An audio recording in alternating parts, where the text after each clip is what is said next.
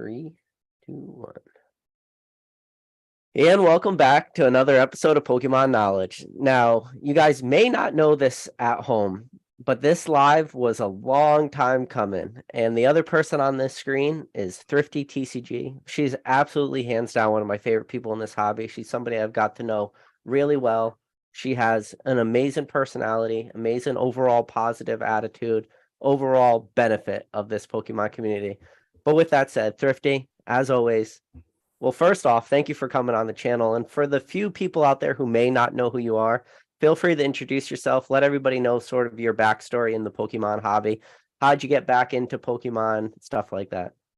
The long and arduous tale of Pokemon, according to Thrifty TCG. I've been doing this a while. I got back 2016 with Pokemon Go, but it really stuck this time around in 2020. I started making short videos, like 15-second little top 10 videos, just because I was kind of pissed off. Everyone always talking about the money of it all. And funny enough, here we are. There you are. Well, about the money of it all. Welcome to the Flipper License Club. Yeah, anyways, so it kind of also, technically, it got me to appreciate the art, which is what we also did this weekend. So yeah. I can't complain. So check it out if you want to look at those. And then we got the Chill and Chill podcast, where you can see this guy and a bunch of other of our favorite cast and crew of homies. So the funny thing is I was looking back through our messages and I was curious. I was like, when was our first message? Because I remember we were trying to have you come on the channel for a long time.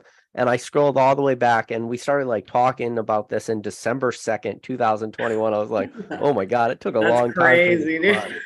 But yeah, if anybody out there isn't familiar with Thrifty's channel, down in the description below, it's the very first link. Click on it, give Thrifty a subscribe. But she does, what she mentioned, it called the Chill and Chill podcast. Pretty much just you could go on, show your cards, talk about cards, whatever. It's a good time. Thrifty's very first live she ever had, I made sure I reached out to Thrifty. I was like, Thrifty, you got to let me on. I got to be part of your first ever live. So thank you for letting me do that, Thrifty. But anytime, bro, anytime. Shit. Yeah, definitely. But so recently, well, as of recently as this weekend, there was the Hartford Regionals in Hartford, Connecticut. Yep. I know you flew up for it. I did go on Sunday, and there was a pretty cool sign-in event. Do you want to let everybody out there kind of like know what was going on? Yeah, sure. I found out about Overload Events is the company that puts on these events.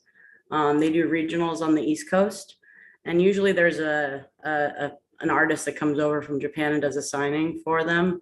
And with this one, it was Ariga, and you texted me like, I don't know when, like a couple of months ago, and you were like, hey, whenever Hartford gets announced, let me know.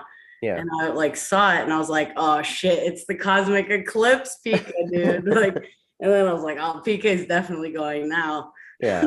So I hit you up and we got in the lottery. You have to do it it's like a month before the event. And you can get the panel, you can apply for the panel, or you can do this time around, they had a different type of application style. You got to apply for the first 75 slots, which are the first day and a half basically of signings. And I got in the first 75, which was awesome because then you don't have to the panel's $250 if you get that. So, it makes it a little bit more cost effective to get in the general admission line. Yep. And then they had a lottery that you could join after the first 75. So there was a lot of people there. They started that at 2:00 on Friday. You could sign up for the lottery anytime after 2 p.m. on Friday.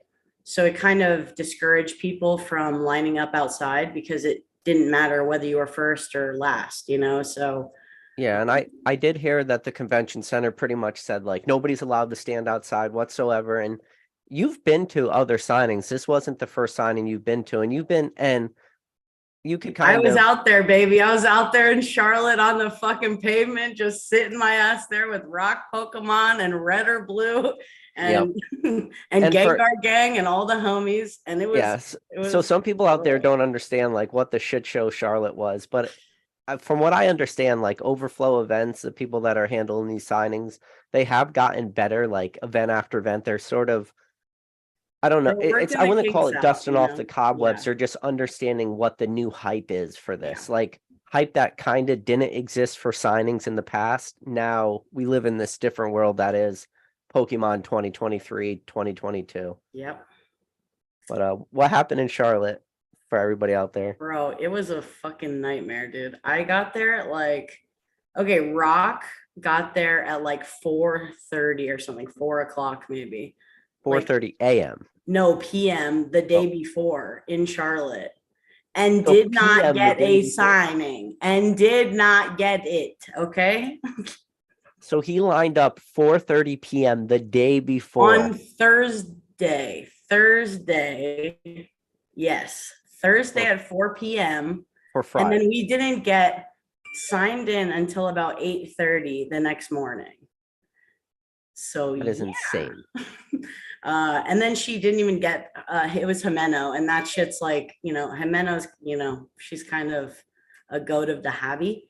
So and she's not done a signing in the US for years. So it was very highly sought after, those spots, and she didn't get through more than like 160 people. I think I had some friends that were like 169, and they just missed it. They were like the last group that got before they cut it off for the day. It was crazy. That would be It the was most so painful. fucking painful because I was supposed to get a spot with them, and I was like, So you never ended up getting a signature from that event? No, that was a super L, super L. And oh man, yeah, that's rough. I But can't even imagine standing in line for 24 plus hours and not getting a signature. honestly, it's like I didn't expect to get a signature standing in line, but like if I was there and there was a shot that I could get in, I think they said it like if you're in under 250, you have a shot. Cause like we based it on Harada's numbers, because I've also been to Harada in Orlando, and she was doing 5 cards per person, and I think she got through over 250 people. So it was quite a difference. It's pretty crazy. So what I understand is, like you just mentioned, some artists are super fast. They could do 5 cards with sketches, and then other artists, it's 2 cards with sketches, and they only get through 75 people in a day or whatever. It's crazy. Yeah. But it's so a big difference, and his signatures were very intricate, and I was gonna email myself. I don't know if I let me see. Do you have that picture of the menu that I sent you? Hold on. Oh yeah, I do actually. I don't know if you can bring it up on the screen or not, but yeah. So what Thrifty's describing right now is, at the signing event, they had the artist had like pre-decided signatures designs you could get with your signature. And let me see if I could pull it up. Shit, I can't find it in my phone. Oh, here it is. I don't know if you can see that shit though. Uh-oh. You can kind of see it. There's the Pikachu in the bottom, and then he doesn't have a Mewtwo card, but they still it's funny, Jimeno did the same thing. She doesn't have a Mewtwo card either, but there was a Mewtwo sketch as an option. Yeah, so I guess he did have a Mewtwo card. It was like a jumbo card he had. Oh, does he? Okay. I've never seen that one. There was some crazy jumbos I had never seen before. It was cool. It was a fun to see what people picked. A lot of people went with the Charizard. A lot of people. Like that and Battle Festa were probably 2 of the most cards that I saw were. Yeah. So tell us a little bit before you show off what cards you got signed. Walk us through your weekend a little bit, because you were there. It was a crazy fucking weekend, dude. Okay, so I started like at Fort Lauderdale at like 7:00 in the morning. My friend Ernesto Alvarez drove me to the airport because he's the homie. And then I get into Boston And I text Jake from Pokenomics and I'm like, hey, come get me. You flew into Boston. You're in. Yeah, That's a. I'm That's so a long stupid, drive. bro. You. But Why wouldn't you just fly into Hartford where the event now, was? okay, that's the thing. See, here's the fun part. Here's how you save money is you have a sister that lives in Rhode Island, which is an hour and a half from the event. So yeah, I basically flew to Boston, hung out with Jake for a couple of hours, saw his nutty ass collection, which was fucking insane. Yeah, I've heard Jake's That collection is was, next level with. dude, I was like, bro, he bought me lunch. It was he earned them Patreon dollars. I will say that. He earned them Patreon bucks. So yeah, so we did that. And then I took a train out to Rhode Island, which is only like an hour from Boston. And then what else? Okay, then I chilled with my sister. It was great. And then the next day we went to get her signed up for the lottery and get our spectator passes. I thought I was going to get through on the first day on Friday because I was in the first 75 and I was in group 6. And I think they just finished group 4 the first day. So he was getting through like 2 groups and at like 1.5 groups per hour, basically, which is not a lot. Like, yeah. Not good. And then there was going to be a card show in Fenway this weekend, actually. So I was going to go to that, but then I didn't get through on Saturday. So I was like, shit, now I got to go in the morning because I'm going to be one of the first 2 groups in the morning. So that started at like 9:30. And I think I got through and I had my SIGs by like 11 or something. So it's good. Yeah. Can't complain. Well, that's good that you ended up getting it. And one of the things I only got there on Sunday. And for anybody out there, I wasn't in like the normal line. I just ended up getting like a private Q&A. So it's like a private panel at the end. And it worked out for me because I was super busy on Friday. I worked up. So this is a funny thing. That's crazy, bro. I was working up in Boston, right next to the Boston airport. On the way home, I stopped. I met with Nick Old School Pokemon and we got lunch. And then I drove to Connecticut. I literally could have picked you up at the airport and drove you to Connecticut. I had no clue. It's a so small world, guy. But yeah. So then on Saturday I had my son's birthday, so I only could do Sunday, and I ended up doing Sunday late at night. And man, I'll tell you what, I was only there for a short amount of time, and it was the end of the day. Like the tournament was more or less over. Everybody was getting their last card signed, but walking in, I was lucky. I did see, I recognized a lot of people. And it was one of those few times that I went there and I didn't really know anyone. I just recognized a lot of people.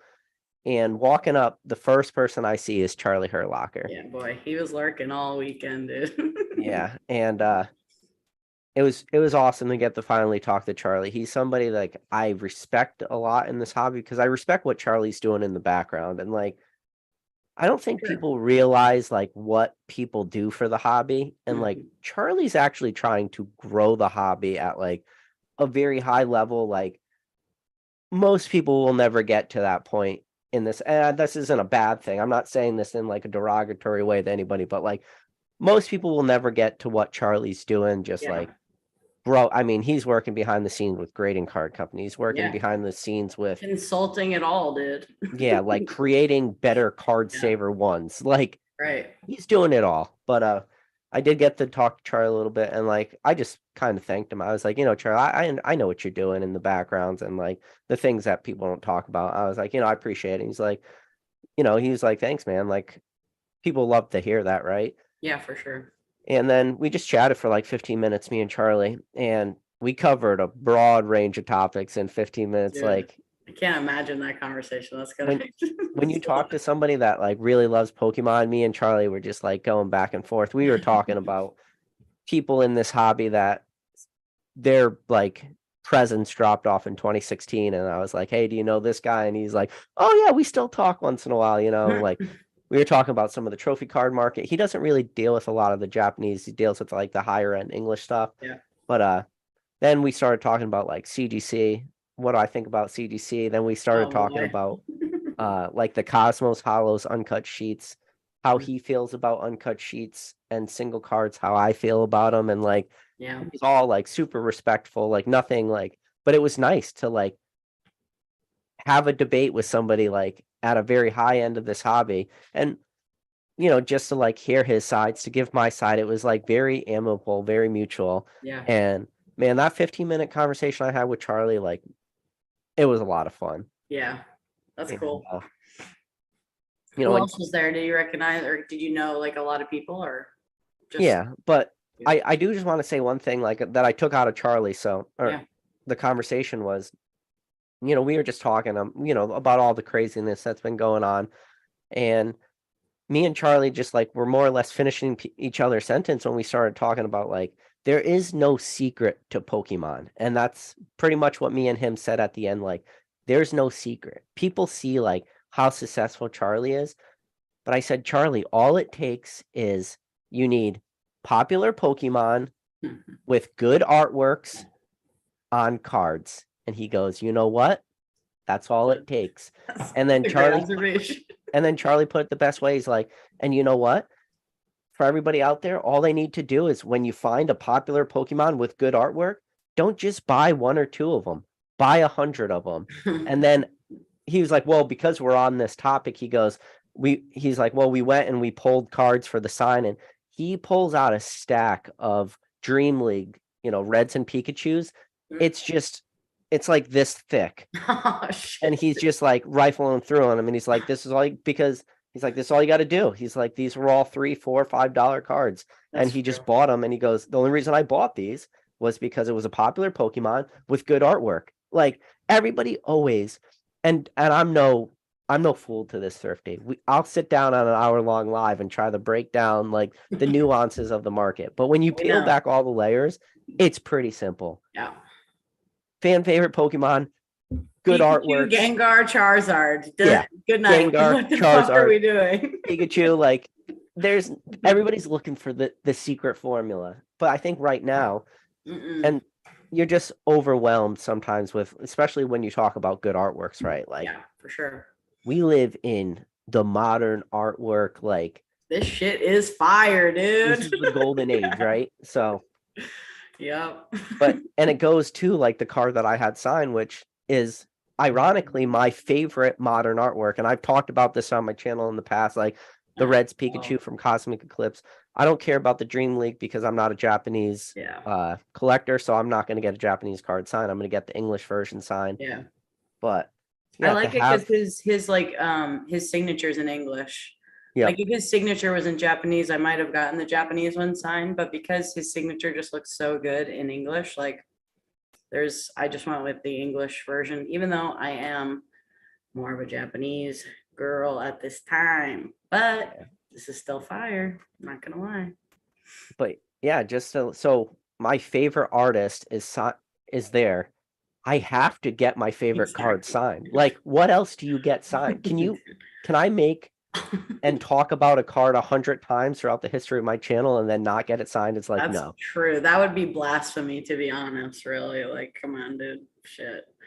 I was thinking we should have done a stream beforehand where we could like go through all the arts and stuff, but that was like, I thought actually, here's another thing that happened this week is I thought it was next weekend for some reason. Okay. So I booked everything for next weekend. Okay. Oh boy. And then like Charlie, actually funny talking about Charlie, he posted, this might be the only Ariga I get this week. And I don't know, or like the only signature I get this week or something on his Instagram. And I'm like, the fuck is Charlie talking about? Like it's in 2 weeks. And then I look it up and I'm like, oh shit, it's this week. Yeah. And then I start to scramble. It was fun. Yeah. It was a nightmare actually. And so you didn't end up doing a Q&A panel, did you? No, I got it for Harada, and that was great because she did a live drawing and that was crazy. Like the thing she did was like a scroll basically, and it was probably 4 feet tall, and she did it in like 35-40 minutes, and it had like Pikachu and Squirtle and Bulbasaur and Charmander and Oddish like in this like cute little forest scene. And I was like, bro, I wish I could take a picture of this because I'm like, I'm not gonna remember this forever. Like, I'm so annoyed that like, Yeah. my weed brain's not gonna remember this. And like, So what do they do with that drawing after it's done? I have no idea. But you aren't. When they asked if you could buy it, she started laughing, and the translator said no. So I don't know what that means. Yeah. So when I finally got there, like, Swole Polk was there. So that was the first time I got to meet him in person. Yeah. I introduced myself because we do have a common friend in Pokemon Radar, Yeah. John. So, we were just talking, and I met some of the guys from E4. Coops Collects. I don't know if you're familiar with him. I just want to make sure I say their name right. His name. He's actually been on a live with you in the past. Really? Black Label Crazy Asian. Oh yeah, that's so funny. Okay. Yeah, so I So was talking to him. random. Yeah, so I was talking to him for a while. And so That's cool. when you go into this signing event, they make you shut off your phones. And you know that, right? I didn't know that. I got a 9-month pregnant wife at home who is due any minute. And I was like, Yay. okay, I'm gonna shut off my phone. And I'm like, if she goes into labor in the next This 2 is hours, bad.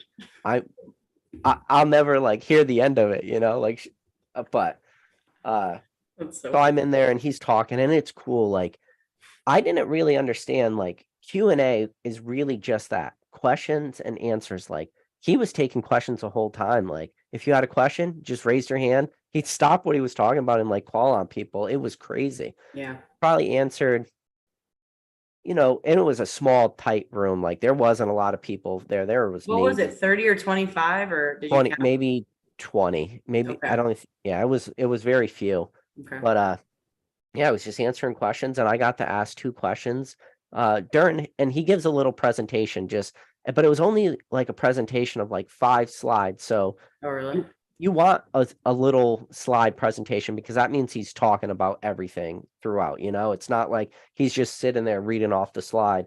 There was just photos and he talks about how he got into become an artist. Like, he originally was working for Game Freak, like doing different video games, and then was doing the art was doing like was an artist for a lot of the game designs, and he didn't get into Pokemon till all the way to like Black and White. Right. And then he talks about like his relationship with Ken Sugimori, because Ken Sugimori is the head of what is it, Game Freak, or He's like the OG artist of all yeah, the shit. So yeah. but he's Probably. like Ken Sugimori's boss. So the question I asked him, because he talked about Ken Sugimori a bunch, like Yeah. throughout the lives and just like his different interactions with him. But I asked him, I was like, as an artist, because one of the cards he did draw was Blastoise artwork. And if you guys don't know which Blastoise, if you look at like it did team up Tag theme bolt, decks with Blastoise, it has a Cosmos Hollow. He drew that Blastoise from team up.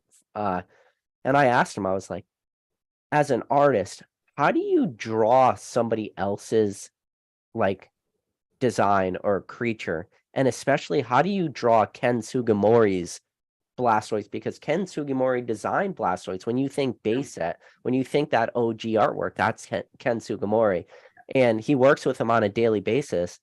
And he had a great answer to it. And then I asked him, to elaborate, like, and is it weird when he creates a Pokemon for another artist to come in and then like reimagine a creature he already created? Like, is that a weird dichotomy, or is there just a respect in between artists that's like, I created this Pokemon, this is my baby, but I allow you to draw it, like, I always thought that was weird.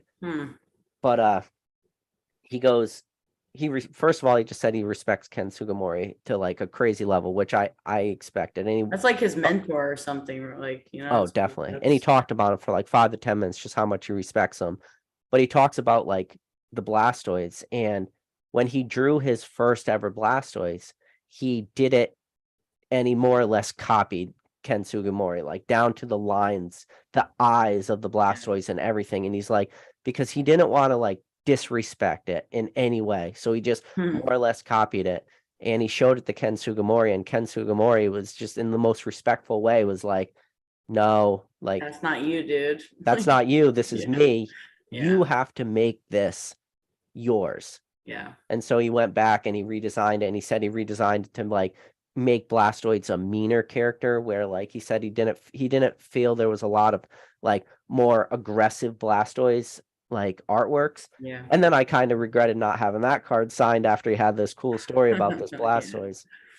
But yeah, and it was pretty wild to just hear, and he could answer all these, and like that was a question I had, so that's always something that will stick with me for forever. That's cool. Yeah. I didn't get to talk to many people that had the panel, so I was really excited to hear like how it is. Cause honestly, like these little stories that the artists will like that you would never hear this without one of these panels. You know what I Yeah, mean? So like that this shit is actually like you're getting to hear the history of Pokemon design and like stuff like that. So yeah, it's like you can have all the pillars of the hobby on, but you don't get these kinds of little tidbits from talking to them. You have to live that, like yeah. live these panels, and get in there. So it's kind of cool. I love it. And during the live, in a different question, he was saying, talking about how he got into Pokemon, and he got in as just a player of the game. Or yeah. And in I saw he was Japan, they playing didn't like have red or blue. VGC in the he was playing against some of the VGC players at the end of the day. Oh, was he? Yeah, it's Yeah. like on his Twitter, he was like getting in there. Yeah, he's funny. Okay. But he was saying, like as a kid in Japan on his Game Boy, they didn't have red or blue, they had green in Mhm. Japan. So that was, how he got into That's Pokemon by cool. playing green. And I asked him because I said, listen, Cosmic Eclipse Pikachu is my favorite card. And obviously in the games, you're going to choose from your, Gen 1 starters like Squirtle, Charmander, or Bulbasaur. You don't get that Pikachu option. But did you inspire the artwork from playing the games? And he's like, yes. And I asked him because I've always wondered, is it truly red in the card, or is it like Ash? Did you get any of your inspiration from the anime? Because Yeah. we don't get Ash in Pokemon cards. And he goes, no, that came from the inspiration from playing Pokemon Green and like choosing your first Pokemon. And he goes, it had zero to do with the anime. So we all got our Okay. official answer. That is Red and Pikachu. That is not Ash and Okay, Pikachu. whatever. It's still Ash to me. This Whatever. is straight from the artist's I mouth don't, I himself. don't He said care. it's all red. So I was Hurry a little Dustin. bummed out because I always called it like Ash, but Ash is Pikachu. That's I don't care. yeah. And then when I walked up to him and I had him sign the cards, I was talking to the interpreter, and the interpreter was talking the whole time. And I told him why I appreciate the artwork so much, because everybody has feelings for cards, like when artworks could tell stories. Yeah. And I told him as he was signing my cards, like the card that I love more than anything else in all of modern Pokemon. And I have my personal favorite from growing up, but like artwork, it's this Cosmic Yeah. Eclipse Pikachu. And I told him I love the way like Red is looking into Pikachu's eyes, and like Pikachu has a super happy face on it, because this is the introduction of like what will become like an amazing journey, right? And This is like, where it all started, baby. yep. This shit right here, like it's kind And of crazy. and a friendship that's going to last forever and like continue in and become like one of the greatest story arcs in all of this hobby, right? Is Red and Pikachu going against everyone, right? And like that's his. And I told him the reason I like that card so much is because they're the trainer's looking at the Pokemon, and it's eye to eye contact. And we, as the viewer of this artwork, we are just a spectator for this. Yeah. Where when you look at other cards, like the Pokemon or the trainer aren't really looking at each other, or there's like other things going on that are distracting. All Mhm. this artwork is an introduction, and it just hits you with all the right feels. And he was super appreciative that I was, so happy about the artwork. And I explained to him it's not there right now, but I said in the center of my display case, which usually that Pikachu is right there, Mhm. I said, I have a nice display that I designed, and the centerpiece of it is your card. That's fire. So out of everything, everybody's eyes go to the center, and that's the card. So it was pretty cool to be able to tell the artist how much I enjoyed. Show like some appreciation for sure. Yeah, that's one of the cool parts about it. Honestly, like people just like sharing those kind of stories. I feel like that'll keep them coming back, I think, because they don't get to see that every day. Like they don't get to feel that when they're, I don't know if they do when they're back at home. Oh, hell yeah. You got a picture of them? That's Yeah. awesome. So I did get to take a photo with me and the artist, which was pretty Nice. cool. Hell yeah. I Uh, think I have some. You could, at our thing, you could like watch him, or you could take pictures of him drawing. So my sister okay. got pictures of the drawing. Hold on. So should I show?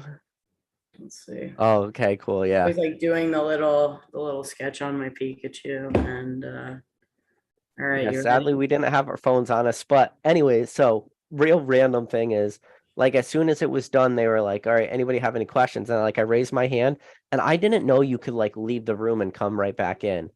In my head, I was like, oh, if you go in there, you're locked in there, you Yeah. can't leave. And I was like, listen, my wife's 9 months pregnant. And then they're like, oh, you could just like walk out and check your phone. And I was like, okay. I had no clue I could even do that. Like You're like, I'm trapped, but it's like good. It's a freaking good out. trapped. Yeah. And then I call my wife. I'm like, is everything okay? She's like, yeah, everything's fine. And I was like, okay, like, listen, I'm going to go back in there for 40 minutes until I get my card signed. Like 2 hours later, because it took a while for him to make it through. Yeah, I should have told you to sit in the front. I'm fucked up, dude. I'm So sorry. they started in the back corner. Ooh, okay. They Yeah. usually start right in the front. Okay. Yeah.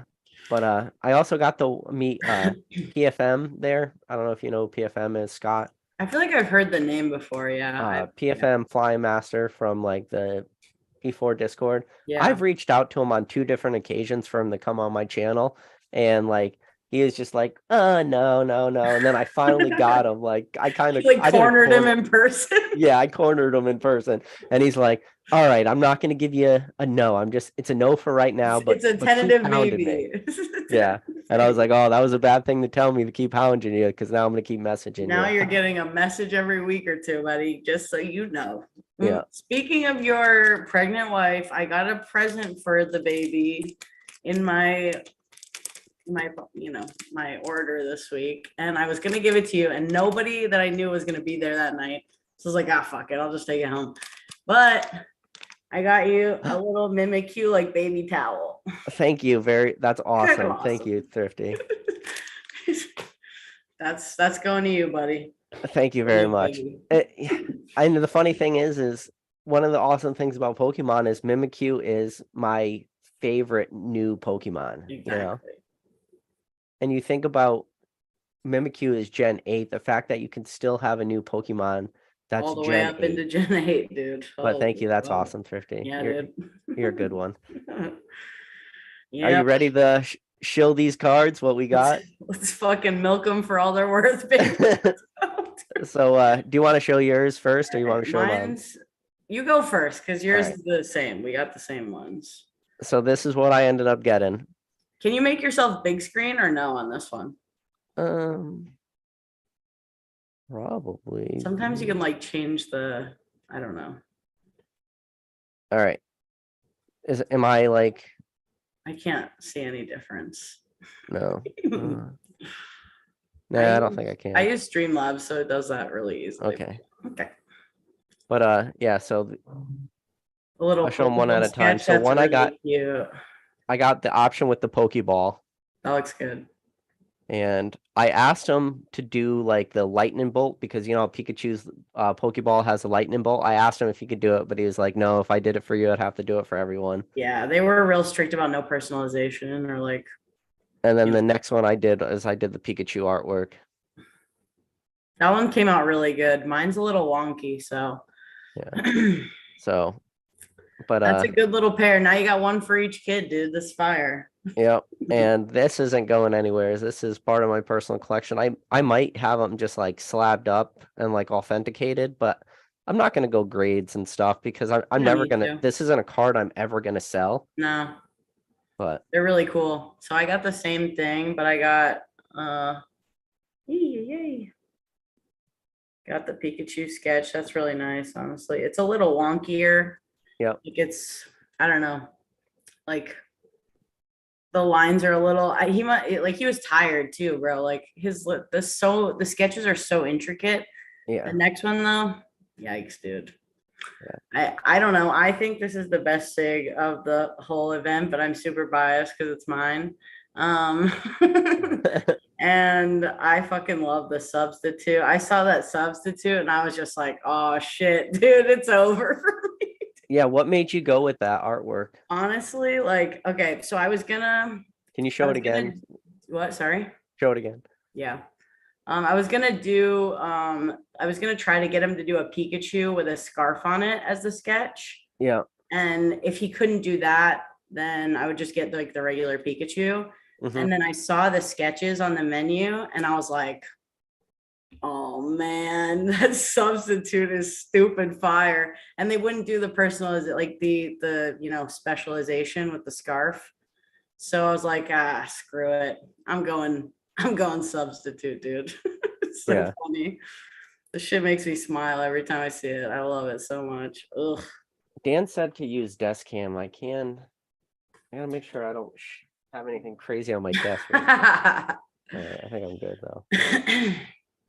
Yeah, I don't know where my little like arm is. So I would have like got, the show cam, how we do, but I can't. I can't do it, friends. Gotta find the new arm. Did that work? Not yet. I cannot start. Dan, why you gotta derail the stream? Shit.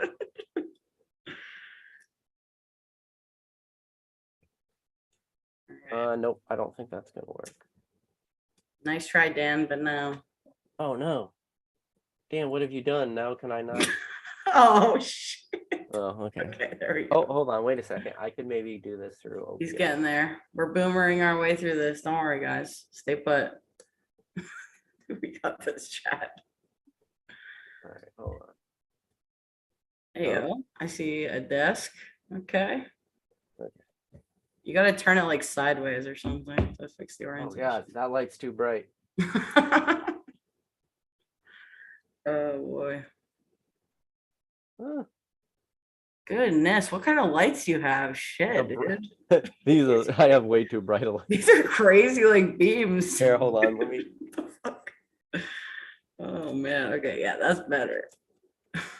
Much better. You can't see the auto that good because there's no light. There's no light. Oh, but man, it's damn. there, dude. This is what happens. All right, I'm a poser faker. He's a super boomer. He doesn't know how to use fucking cameras or lights or nothing. All right, I tried, everyone. We tried, Dan. We tried. I tried and I failed. But Oh, yeah, so you had some other cards signed I saw though too.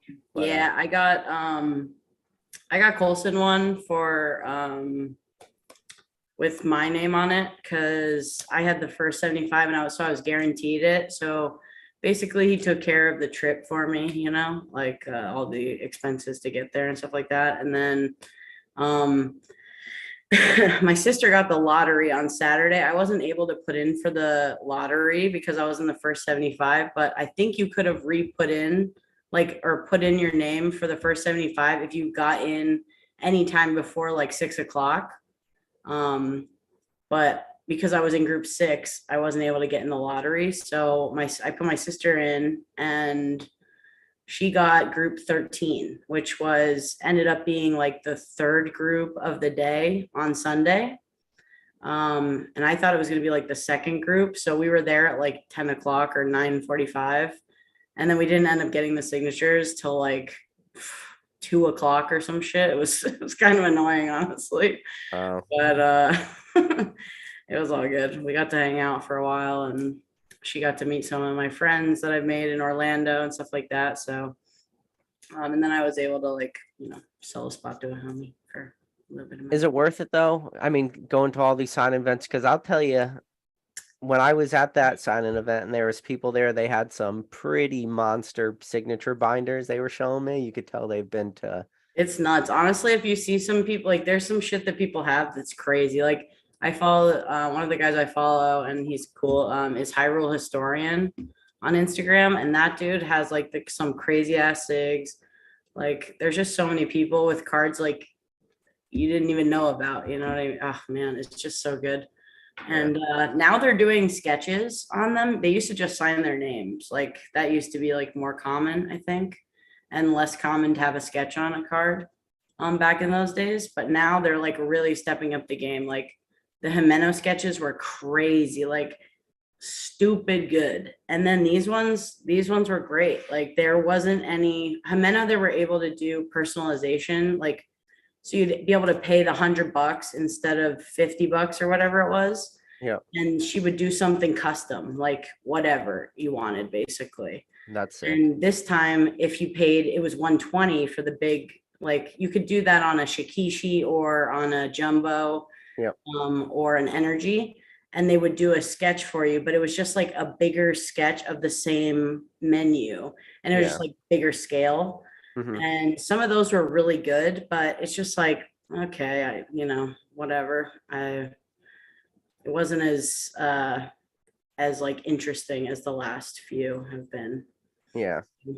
But are you going to keep going to these? Like, well, this is the last one of the year for Overload. So, or Overlord events, which I like to call them. And this is it for them. But I think I'll probably go if they're close to me, or if I, like Charlotte, when they did Charlotte, my dad lives close to there, so I can like go have a weekend with him. So it's like I kind of make like little vacations out of them, even though it's a little stressful and you may get super wrecked if you don't get anything.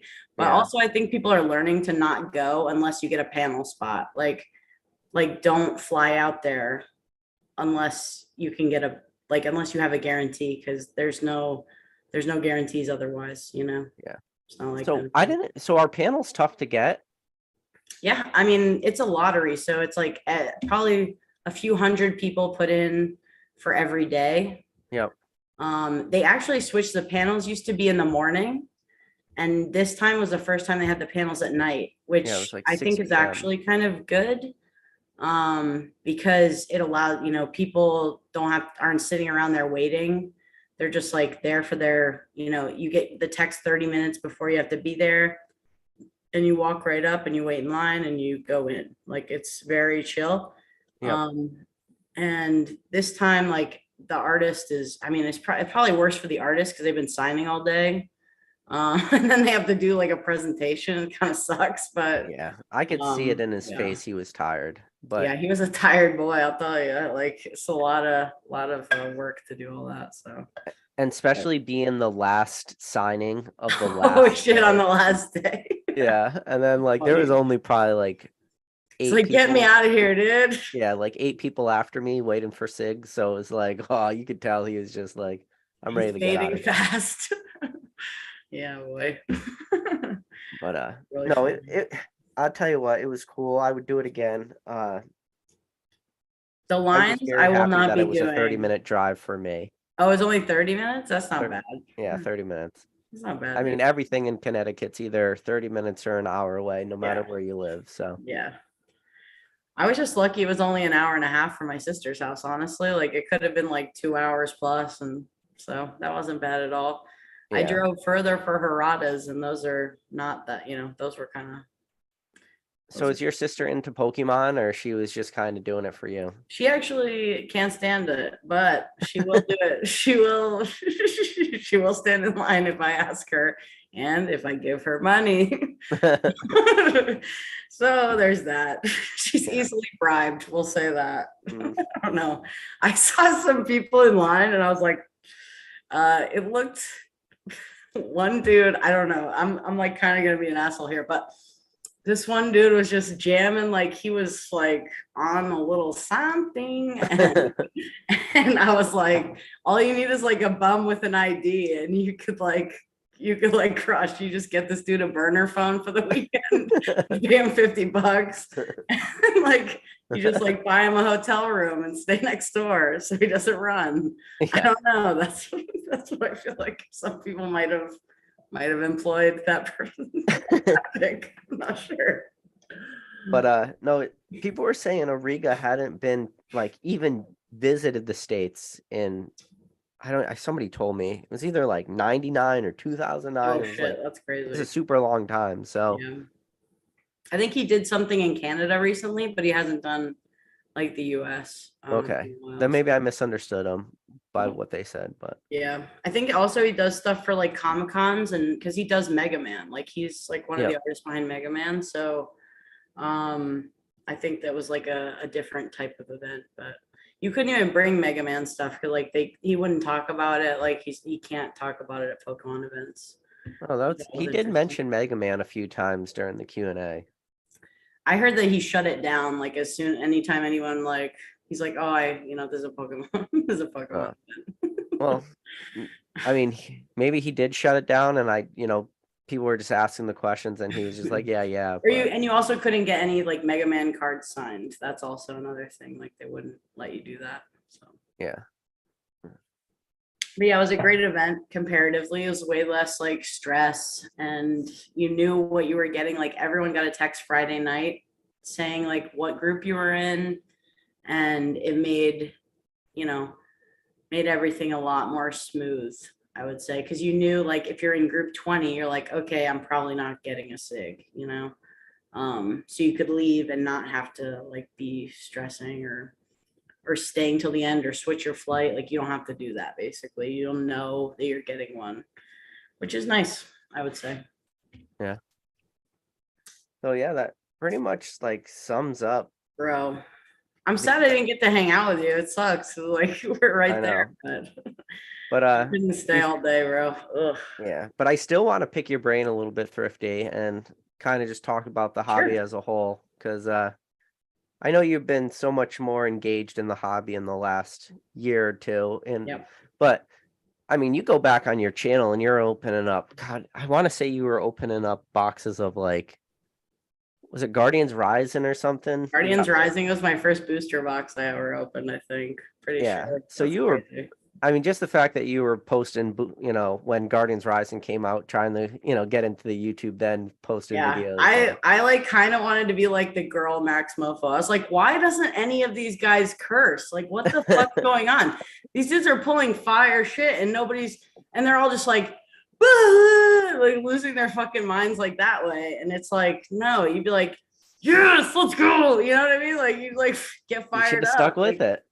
I don't know, because it's boring now. I don't know. And I also don't rip anything anymore. I try not to. I'm averse to ripping at this time. So But no, I want to ask you, Thrifty, because you have a different like lens on this hobby than a lot of people, and I love to hear people's experiences as you went through 2020 and you're watching what's going on, because what you were doing in this hobby, you were a collector, right? Like that's yeah. what you were here for. That's everything you were doing. And then you were watched how 2020 came rolling through, how 2021 played out. How did it change you as just and I call it like everybody's journey in this hobby, right? Like Yeah. everybody's journey is a little bit different, but like Yeah. how did 2020, 2021 change your journey, your trajectory in this hobby? I kind of it's funny because I started off like I started off 2020 and I had a ton of stuff. Like I had so much raw and like I didn't realize like what I had basically until 2020 hit. Cause like when I opened all this shit in 2016, it's like, oh, a pack of Japanese rocket was like $15. You know Mhm. what I mean? So like you couldn't even get the money out of the hollow. Like you hit the rockets, the Charizard, the dark Charizard, and it's like it was worth $15 back then. So it's like, okay, well, I'm not selling this. Yeah. I'd rather keep it in my binder or whatever.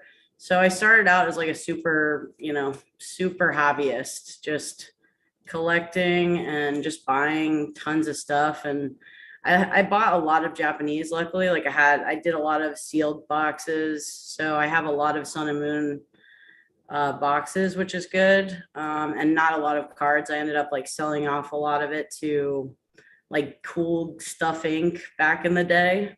So like all my shit is basically in their backlog and it's a million next or whatever.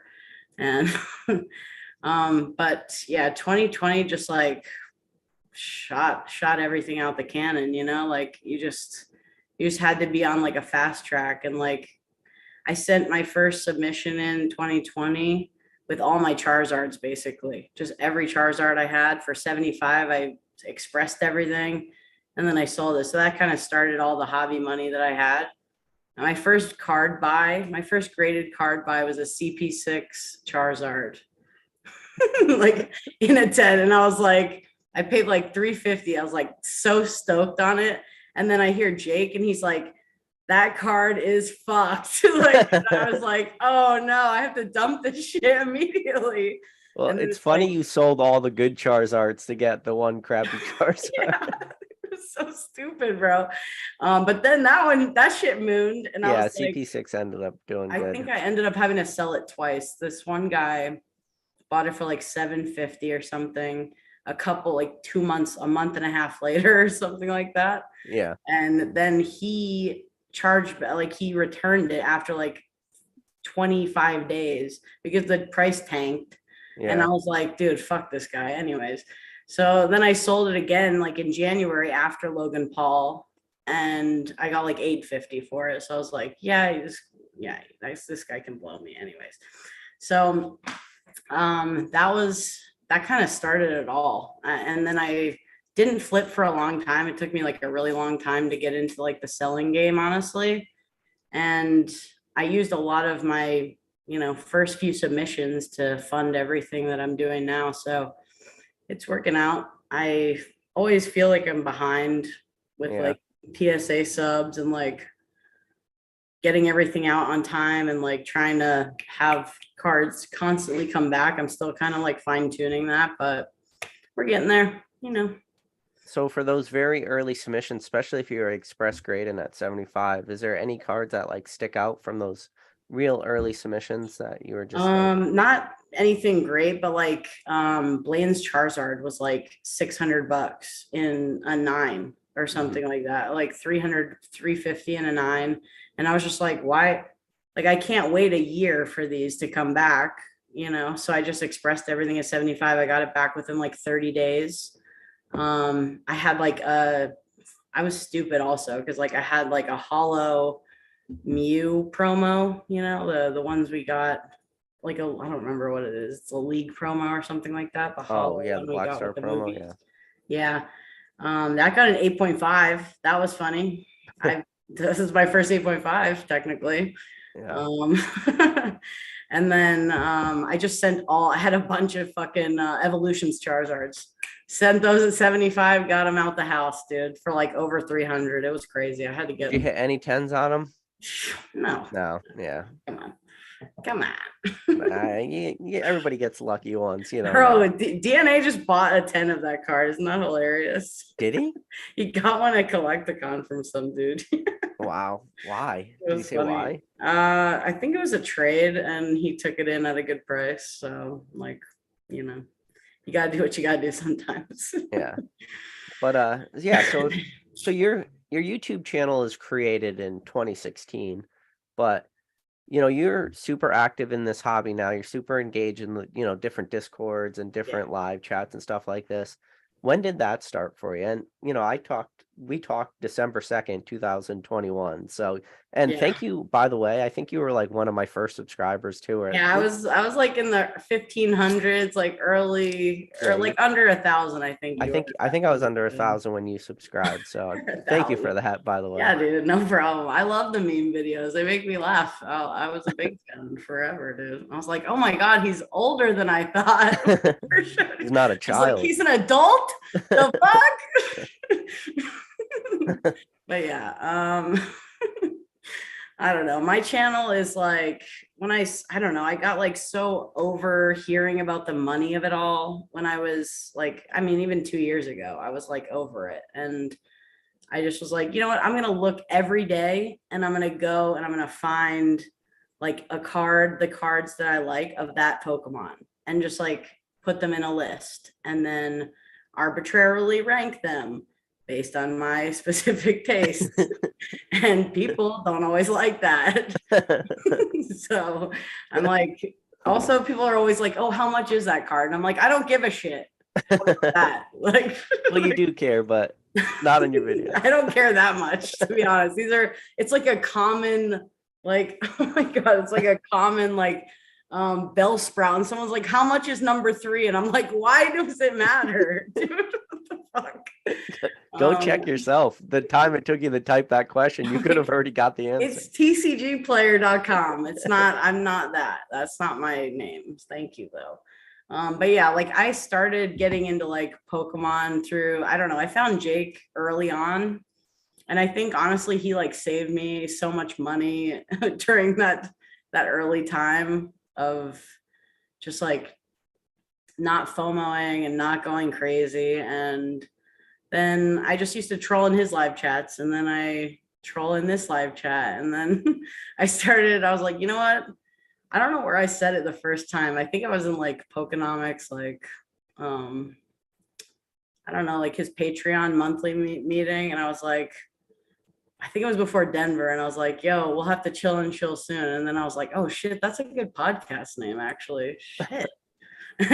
And then it's like me just showing off cards or opening Pokemon shit or whatever, you know, random things. Be friends. There's MetaZoo on my channel. There's Disney 100.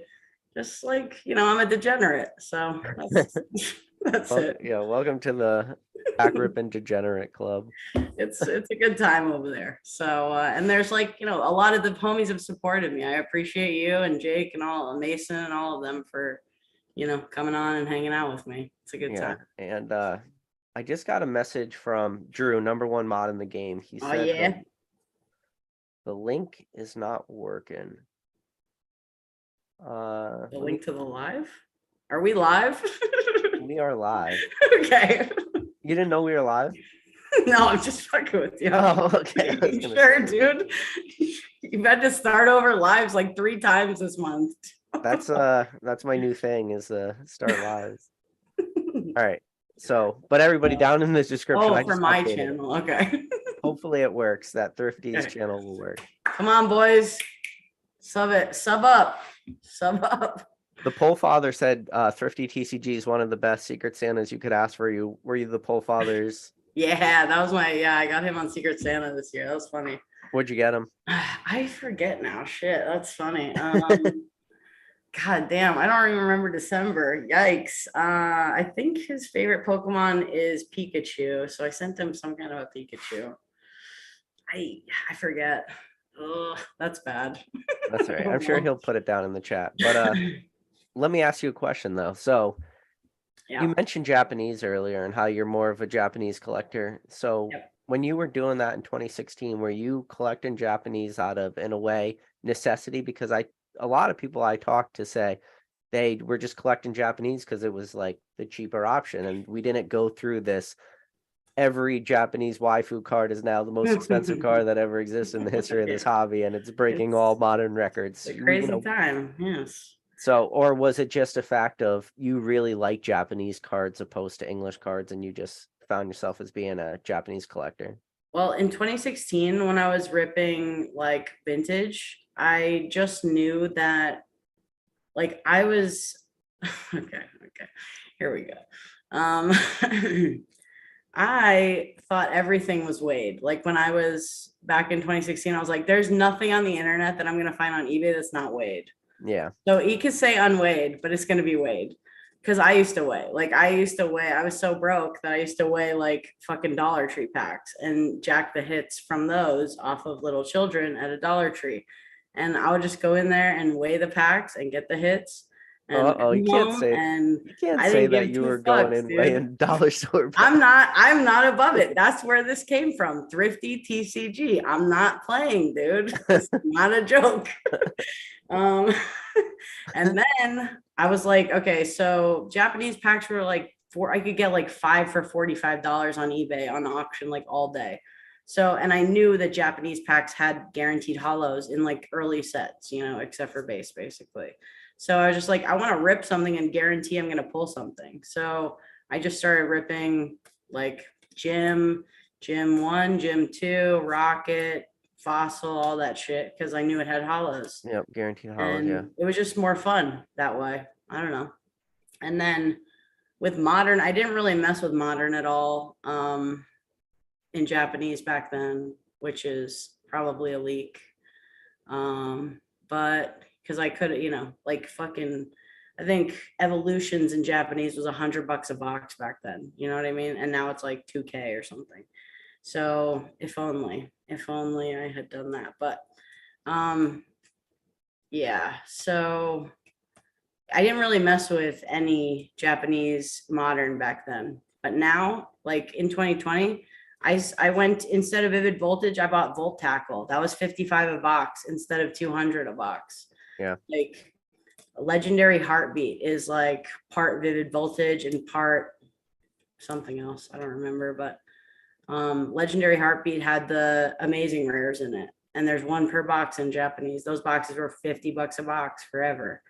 Like it was just a more affordable option and I liked them better, and just being able to get it was nice. Like, yeah, I just want to open shit. I want to do degen. Like, let me degen Pokemon shit. just let her degen. It's not that hard. I'm gonna give you money. The Pole Father said you gave him the old Pikachu Libre. Oh yeah, that's my mascot card. Oh shit, I forgot that. That's fire. Yeah, I'm sad. I love that card. That is my mascot card. If do not at me, Pikachu Libre Fire. Yeah, that's a fun you heard card. it here. So yeah, but yeah, I love Japanese. I love the box arts, like the team up boxes. It's Tag Bolt in Japanese. That shit is fire. It's Arita art, like Zekrom Pikachu on the box. Like Dream League is a gorgeous box. Like you're grading packs. These packs, the Japanese packs, are fire and they grade better, just so you know. I don't know how they grade packs, Thrifty. I just know that I have a 80% pen rate on Japanese packs. That's all I know. Okay, I have a 40%. What do you have, friend? We're gonna find out what my new 10 rate's gonna be. Shout out to We're gonna find out James the real. Oh no. You're gonna How ridiculous is that? You know that play, right? How ridiculous is that? You're gonna be upside down as fuck on that. I'm not. I'm gonna go right to the bank. Don't worry, we're good. Oh my god. You're gonna put Z out of business with that one too. I want to make so much money, and people are gonna be so mad of how ridiculously easy that play is. Oh, it's gonna work. It's gonna work. Dude, I sent like 8 Charizard artworks from Brilliant Stars. I need like 2 of those to hit 10s, and then the other ones could hit fucking shit. You know, like, and you super print anyway. I just have to I could brick on like 70% of the submission as long as I get 30 to 40%. The rest of 10s. Yeah, I still make money. It's that's the thing. Like, you got to spend $4,000 to grade. It's a shitload of money if you want to grade packs. Honestly, I hate paying $30 to grade packs, and they sit forever. Forever. They go to James's auction. They're getting sold at auction. No, I mean like to get into grading. Oh, it is a long slog of waiting. My shit's in RNID, and I sent it a month and a half ago. Yeah, mine. I don't know where mine is, but I'm going to go out on a limb and say it's probably in research and development too. I'm pretty sure you're the reason my shit's in RNID right now. TBH. They're just they're like, can we change the grading standard and just give this guy like 6s on all this shit and make sure he never does it again? This dude, so he doesn't ever send this. It's funny. Devastate him financially, so he never does this. This is the point where James listens to the video. He's like, "Why, PK? Why did you do this to me?" Don't worry, James. It's fine. You're gonna make money off every fucking transaction, James. Don't act like you not. Stop it. Yeah, this is where I got to give James his pump up during the video. Don't worry, James. We got this. We got this, buddy. You're making 10% on every one of those booster packs, so chill out. Oh yeah. Plus, they're gonna sell for under 100. He's gonna make his extra $5. He's good. Exactly. Easy money, dude. Just let him fucking send these stupid things. Who cares? Yeah. Yeah, Thrifty. I'm happy you finally jumped on the channel. I'm stoked. We did it. We did it. And again, everybody down there, in the description of this video, the first link, it does work now. Click on it. It's Thrifty's channel. Hit me, #1 mod boys. in the game will also link it in the chat. Thank you, Recommend you guys Drew. clicking on it, giving her a subscribe. I met Drew in Orlando, I'm pretty sure. Yeah. Yeah, I'm pretty sure I met Drew. Drew's a good one. He's a good boy. But Little boy. no, I really appreciate like how you're doing that and going through the top 10. Some of the Pokemon you're having to do top 10 artworks for, do they It's even not have good, 10 dude. artworks? I had to skip Herdier this week because Herdier does not have enough cards. How to many make cards do you 10. do? It's dark. You should have been like top 10 and then just kept showing the same card. The same Like card. 1, 2, 3, 4, 5. That's funny. I'm gonna do that. I should have done that for Mantike. There's only like 3 cards of Mantike. Shit, that's a bummer. Are you being forced to learn all these Pokemon by making top 10 videos going through the whole Pokédex? Kind of, yeah. I know most of them. Like I played up to Sun and Moon, so I'm like pretty good. I know all the Sword and Shield Pokemon too. I played a lot of Sword and Shield, but I don't know any of the new Pokemon. It's really dark. All the Pokemon that Ariga had on his little sheet that were new, I was like, I don't know any of the names of these. Like that's crazy. I don't think that's never happened before where I don't know a generation of Pokemon.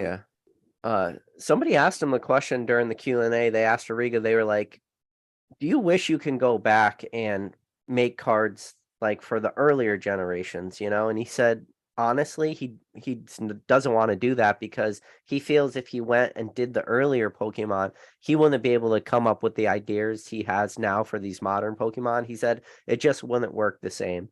There's a lot more that he can do. Like you would not be able to make this in like 2000. You know what I mean? Like no way. That's what I mean. That's super cool. Like it's this card. I will say there's another card I'll give you a sleeper on. Professor Oak setup. Same vibe as this Cosmic Eclipse. He's got the Pokeballs in front of him. Just there's one for you, chat. Okay.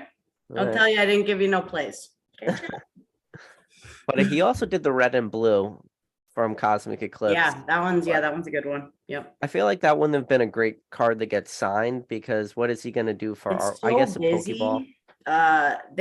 Somebody had a Charizard done. I saw a lot of great artwork. Somebody had a Charizard on it.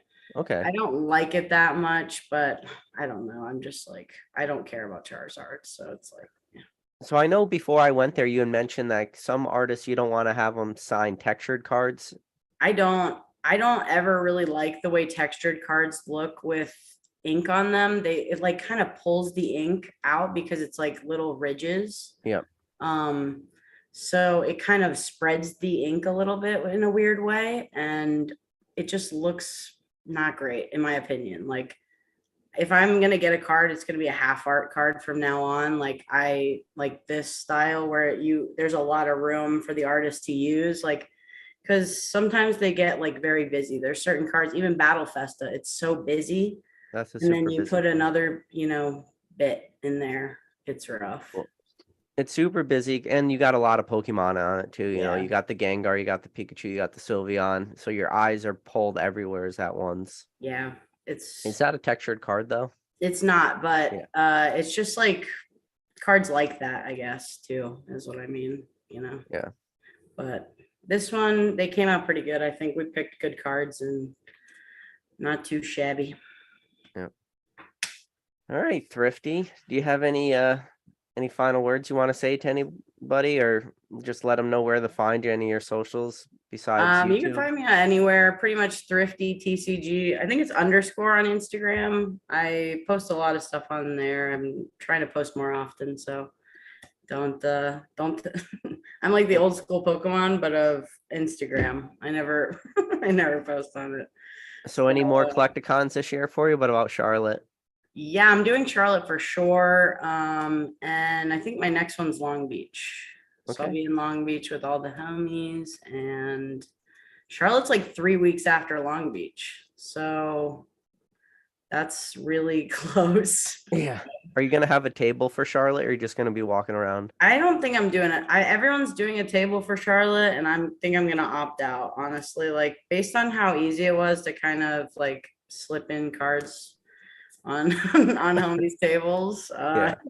In what's it called? Wherever we were just at. Where were we? Dallas? Yeah. Fort Worth. Sorry, Fort Worth. It's not Dallas technically. Let's not get that twisted. Yeah. Yeah. So I think I'll be able to just like, slide some stuff in here and there and not get a table for Charlotte because literally like 50 tables or some shit our friends have. Like, I'm good. I'm definitely doing one I'll of have those. 2 tables. I'm sure I could find some room for you. Yes, sir. See, there we go. All right. Well, thank you for finally coming Thanks, on, chat. Thrifty. This is a long time coming. This is over a year in the making, which is crazy. We're not gonna ever let that happen I again. know, bro. Never again. I'll have you on soon. Like Yeah, I you'll gotta be start on getting way back to soon. the chill and chills too. I haven't been doing them regularly, so we'll Yeah, have they're to. always fun though. I always tune in or watch them after the fact. I So, appreciate you, buddy. all right. I appreciate you, Thrifty, and everybody out there. Listen, I appreciate you, Thrifty. Appreciates you guys. And yeah, we'll catch you guys on the next video. See you guys. Later, guys. All right.